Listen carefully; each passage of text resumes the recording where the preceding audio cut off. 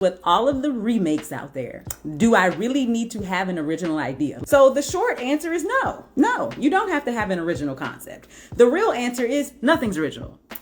Right? Like, that's the real answer. We're all living in the same time and space. We're all experiencing the same things, even though we're experiencing them differently. And that's the part that I want you to hear, because that's the thing that's going to make your idea unique. But at the end of the day, all of us are dealing with Black Lives Matter. So how many freaking Black Lives Matter movies did we get?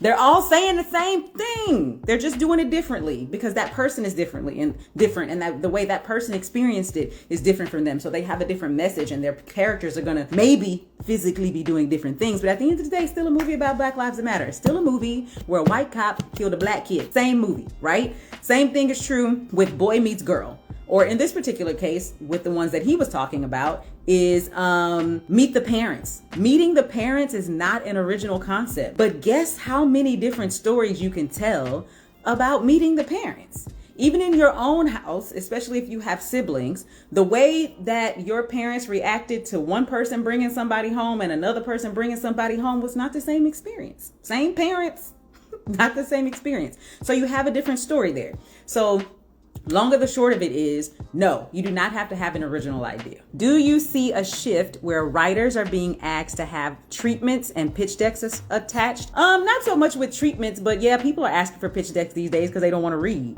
So that goes back to what we've been talking about. They don't want to read your script. So they want to see the deck first to see if it's, worth it. If it's worth the time it's going to take to read your screenplay. So they're going to look at the deck, which can be good and can be bad, because the deck can also show them how you see it visually. And if they don't find that visually pleasing, then now you kind of hurt yourself, right? But if it's visually stimulating and visually pleasing, and it also tells them what the story is about, then now you've put yourself in a position for them to say, okay, great, send me the screenplay. These days, the only time I ever really see people ask for treatments, and I'm not saying they don't, there are 50, 100, million, 1,000 production companies on the planet. There is no one rule for all of them. There just isn't, right? So I'm speaking generally. So I don't want to say something and then you go, well, somebody asked me for a treatment. Okay, that's fantastic. So I'm talking about generally, right? Generally speaking, the only time I've seen people ask for treatments is like if you're submitting for like a fellowship or something, and half the time they ask for a screenplay, So treatments were definitely a thing back in the day where people would ask for a treatment. It was like something that you had to have. These days, I don't usually see people ask for treatments. These days, I don't see people asking for anything but a script, because you have to be so far in for them to be requesting something from you that if they're requesting it, they know they want to read it. They know they want to bother, right? And so, not to say that this goes across the board, I'm going to keep making that same announcement, but sometimes they're asking for all of those other things because they're trying to weed you out. Do you have a story to tell? Dealing with writer's block? Need to learn screenplay structure? Let the Professional Pen take you from idea to story with our online screenwriting course. In this go-at-your-own-pace online course, the Professional Pen uses practical techniques to teach storytelling elements, including world building, creating three-dimensional characters, and using SMART goals to create an effective outline to help you write your screenplay more efficiently. Head over to awriterforyourwriter.com to enroll now. That's awriterforyourwriter.com. So what are you waiting for? Take the leap. If you're writing about real, well-known people, is a character breakdown still needed? Yes, you cannot assume that everybody knows about everybody. And you cannot assume that everybody, like, how many people are in the world? Like, I'm going to give you an example. I probably can't name 5 current rappers right now. But if you go and talk to a group of teenagers, they're going to be able to tell you those 5 current rappers and everything about them. So let's say you're writing a movie that's about those rappers and you send it to me. You're not going to give me a character breakdown? I don't know these people. I don't know these people. I don't know anything about these people. So you don't want to make that assumption. Your job is to tell me what I need to know in order to read your screenplay, right? Like, do not assume that I know anything. Also, don't assume that the person that well-known person is showing us is the actual person that they are. That's like a big misconception, right?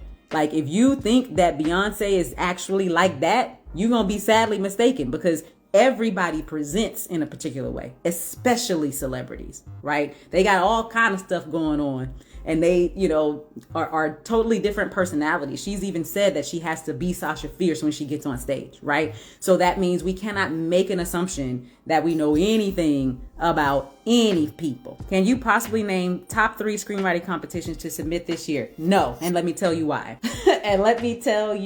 First of all, it's very subjective, okay? Screenwriting competitions are very, very subjective. You need to ask yourself what you want to gain from this screenwriting competition. What I want to gain and what I think is gonna be the best for me may not be for you. You might be doing it because you just want $1, and I'm not mad at it. You know what I mean? So then you have to look at the competitions and say, well, which one's gonna give me the best coin? That's the one I'm gonna apply for. You might be looking at it because you just want a laurel. You just want to be able to say you won a competition. I'm not saying that's what it is for you in particular. I'm saying that everyone wants something different out of these competitions. So if you're looking for a laurel, then you might decide that you're gonna apply for a totally different competition, because they gonna give you a laurel. They're gonna give you a certificate. They're gonna give you a trophy. They're gonna invite you out so that you can get that trophy. You're gonna be able to put it on the gram and show everybody and stand on a red carpet and be like, look at me, look at me. Then you want to apply to those competitions, right? If you are, for me, this is for me, and I'm still not gonna tell you which ones those are, only because there's so many of them. There's just so many of them. Go to Film Freeway and just look at each of them and decide which one you want to do. But for me, if they can't put me in the room with people who are going to make something happen, I'm not applying. I am not giving my registration fee to round the corner in your backyard screenwriting competition. Anybody can do a screenwriting competition. I can do one tomorrow if I want to do it, right? You can do one tomorrow if you want to do it. If you're looking for a way to make money, plenty of people will give you money just to tell them that they won. And then you can't give them not another thing after you told them that they won, but they would still be walking around here calling themselves award winning. Because sometimes that's all the people want. All they want is to be able to say that they are award winning, right? But if what you're looking for is, I want to win this competition because I'm trying to be booked. I want to win this competition because I want a meeting with a manager. I want to win this competition because I want a meeting with an agent. I want to win this competition because they're actually going to give me money to make my movie. Then that's what you need to be looking for when you're applying to the competitions. And most of them are not going to give you any of the above. 90% of them are not going to give you any of the above, which means now you've got 10% left and you got all the millions or trillions of people in the world applying for those. That again does not discourage you. Somebody's got to win. But the other thing that you have to understand is, just because you win and meet the manager doesn't mean it's going to take you somewhere. Maybe it will. That's the hope, but it might not. So again, if you get in that room, then now it's about, how can I make this moment matter? You know what I mean? They may not be my manager, but they might be able to hook me up with somebody else who I can just meet and talk to. So you're always trying to get the next gig and the next one. So when you're looking at all of this stuff on Film Freeway and you're trying to figure out which competition is best for you, find the ones that's going to give you what you're looking for. And then also make sure you understand that just because you get that doesn't mean it's going to, get you the big thing. So for example, I have a client. He's an older white male. I say that because it matters. He has won about 5 competitions and has not one movie made. He didn't even have a manager or an agent.